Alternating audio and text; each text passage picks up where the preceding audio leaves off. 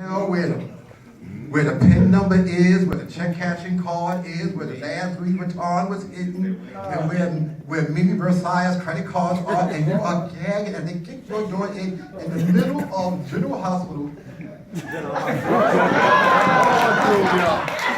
And they gagging while you watching Luke and Laura, and they come with the ultra handcuffs, and you want to give them a fabulous explanation of why you took identity theft. See, as you said many years, we have been marginalized to be excluded and deprived, socio-economically devalued, not even wanted.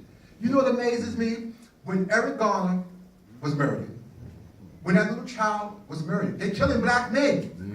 When I was walking down Central Park, all the little white children got black nannies. Your black men are dying, but you're taking care of these little white children. That's an imbalance. Because you're telling them, I'm loyal to you, but I'm not supporting him. And to kill a black man, to choke a black man over a loose cigarette, and we can't find ISIS.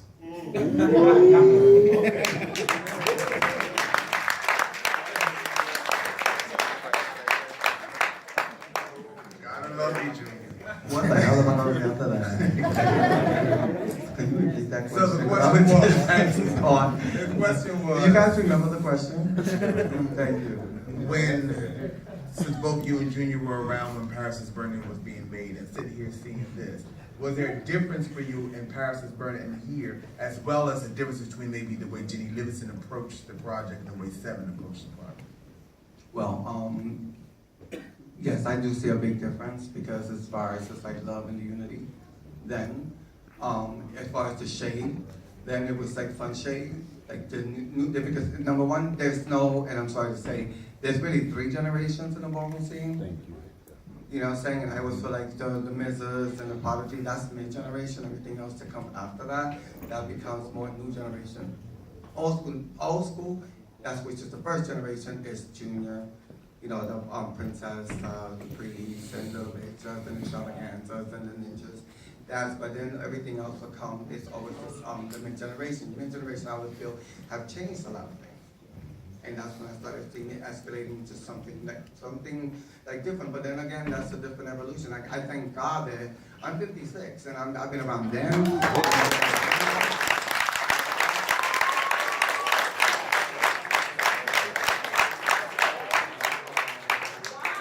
And, you know, I've been out there for 32 years, and I'm, you know.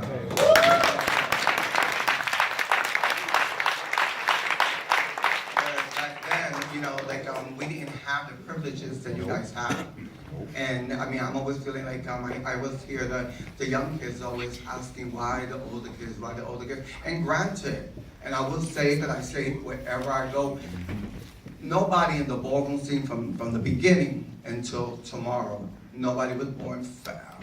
Nope. Nobody was born grand. Right. Okay. To start feeling fab and grand, there's no such thing. It took a long time to get to where I'm at. Yeah. It took a long time for, saying for us to get there. Saying for, as far as the respect, I don't see much of the respect for the older, as far as, because I'm always listening how the new kids are always bringing down the old kids. But I had, and Tyra was there, and Robbie was there. I brought the old kids to the new kids, Lion's Den, and nobody showed up. You know what I'm saying? So it's not like we don't reach out, but then I feel, okay, then why would you guys, Brenda was there as well. You know what I'm saying? So why would they, complain about them? You know what I'm saying? We are trying to do. You know what I'm saying? But as Jenny Livingston came in, and my grandmother always said to me, I'm interracial. I'm half black and Puerto Rican. I was born in Hinesville, Georgia in '58. Georgia Peace. Yeah, double the flavor, double the fun, everybody. You fuck with me. So, but when Jenny came in the first time, I was always trying to figure out who's that white pretty girl. Because it's like, it wasn't. We're talking in the 80s, the Elks Lounge back then, it was no such thing. When you came in, and I thank you for this, honestly, I thank you for this. It was with open arms. You came in being part of it. You know, saying you came in and it was, you know, number one, I had no idea. You know I didn't. You know, saying so. You know, saying, but you know, as far as Jenny, it was kind of hard for her, but she was accepted like that. And which I was gagging because I thought they were gonna be her boobs. Or we were gonna come in and take her cameras and stuff. So I was gagging at that. Even like if Savannah, we thought about it, but you know, saying, but I feel like it was easier for him. It was more acceptable for him. People, and I always feel like, you know, because of Paris is Burning, it made it easy for you.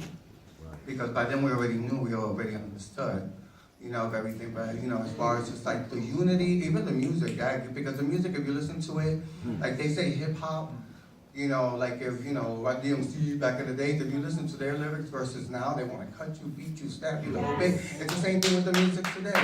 Like when you hear, like, you know, the Taha and all that, and they'll beat that bitch with a brick, whatever. We have to have love is the message. Right. You know what I'm saying? And that was about the love and the whole thing. It wasn't love then. I mean, it was love then, but I don't find much love now. You know what I'm saying? So there is a big difference as far as just like, you know, the way you came into it and the way, for me, the way it was with Jenny.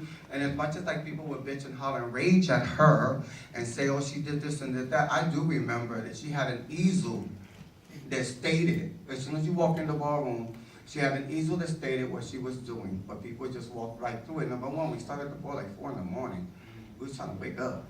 You know, we were gonna hit around and we still, you know, the whole bed. And, you know what I'm saying, and even like, nothing, no shade, even the drugs then was better than it is today. And so with more purity there. So it is like, you see there's a big difference, but at the same token, I saw a lot of, it was very similar. I was saying that, you know, to him, it was a very, very similar. I just feel that there, you know, there is something, you know, the next contestant. with Hector just opened up a conversation that he has been positive for 52 years. And both of you do the work. And rain. And both of you do the work, and you know the numbers. You know that 46% of black gay men are HIV positive. In fact, in 2011, when the CDC put out new data that said across demographics, new HIV infection rates went down, except for with black gay men, it was a 48% increase. That black gay men have a higher HIV prevalence rate in the world outside of Botswana. How do you, particularly as a young person in the KKC, deal with this epidemic in the KKC? And Jay Lynn, as a person who's just been deemed legend, but just started doing the work, how are you able to grapple this, and particularly you as a mother of a house? Okay. Hello everyone. For me, I think it's all about the connection, relatability. You know, being hired at HMI, I think one of the most important things was that the youth could see themselves in me. You know, as I stand there in front of them, it's about me being a black gay man that is ballroom, and when you look at yourself, you see me. So I've been there, I've seen the struggles, and it's really about me building that connection with them so that way that I can, you know, just give them a bit of a guidance, you know, steer them down the right way. And I mean, I'm out there with them. Even till yesterday, we just had a Kiki function, and you know, our co-workers, they're rushing them out the door, but for me, I was outside with them, and it's the smallest thing, like, baby, put your coat on, it's cold out here. You know, that shows them that we care, that I care about them. You know, and then at those moments when, you know, they're in Kiki Lounge and they're voguing their hearts off, but if I could just take them to the side for a minute and just have that one-on-one conversation about the sex that they're having, you know, about the things that they're doing. And not degrading or putting anyone down, but just really thinking about positive alternatives, you know? And that's it, the work, showing them that they're valued, and just really, you know, giving. The Kiki scene, y'all did a march and a visual when quite a few Kiki people that died. And y'all were there when Islam Nettles got murdered and had a rally. And when Mark got shot, it was more younger people in the march than an older generation. So I'm real mindful of that. So how do you do this? Well, it's common knowledge, and maybe not so common knowledge, that youth are the people who drive change in the world, right? And so being one of the people who other people consider an impetus in the Kiki scene, I take the things that I've learned from the older generation, which is a big difference in the two films, right, in between Paris is Burning and this. You could tell that Paris was related to this person, or this person was their child, whereas in this film, you might not know that Tara's my mother, and Hector's my grandfather, and Alexis is my sister, and Pan is my sister. You don't know that there's a connection like that. And so, using those connections and the lessons that you learn from older generations is what I've done the most. And so I find that in the 10 years that I've been in ballroom, I've been blessed and privy to have people around me who have taught me those older ways, and I've carried that into my Kiki houses that I created, as well as the people that I've met in the Kiki scene. And so, like Jay Lynn said, one of the most important things is being able to see yourself in someone else. And so I'm not that old. Everyone knows that I'm probably the youngest person on this panel. And so they can see themselves in me. That's one. And two, I don't give a fuck how many balls they walk. I don't give a fuck how many trophies they bring home. What I care about is, are they in school? Did they graduate?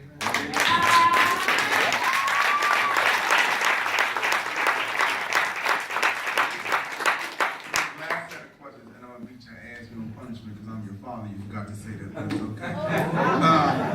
This last set of questions is to Rodney in Japan. Since Seven's real thesis was around this power dynamic between younger and older people in the community, do you, Rodney, think that older people in the community are holding on to power and preventing younger people from sharing their power? In Japan, do you think that younger people are trying to move older people out of the way and invisibilize them? So I guess it's the moment of truth, right? Sometimes I do. Sometimes I do. I will be honest. Based on me watching, and because like Hector and they're older than I am, and Sean, everybody, from me watching them and seeing the structure and the development that they try to build, and then they see that it has fell off the path. So sometimes you have those stern sets that come in and try to regulate to get it back on the path. But then you do have younger generation that are inspired to be leaders as well, and they want to be the chance to motivate, to lead, to show us that they can put the path back together and get the ballroom where it needs to be as well. So I have a stance on both parts for that.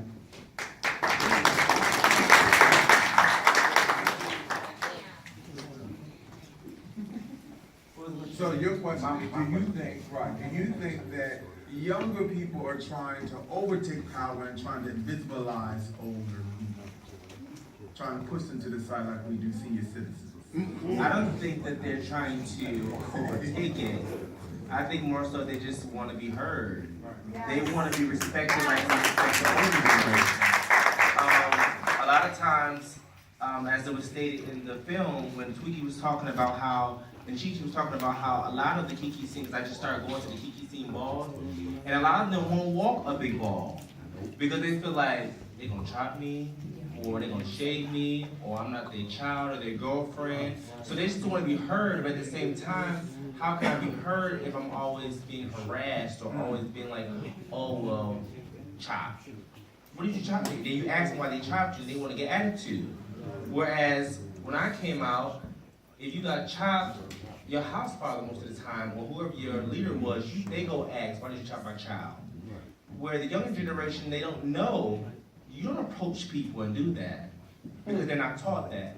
So I don't think they're just trying to overtake it, but I do feel like they just want to be heard and understood just like the older generation is. Yes.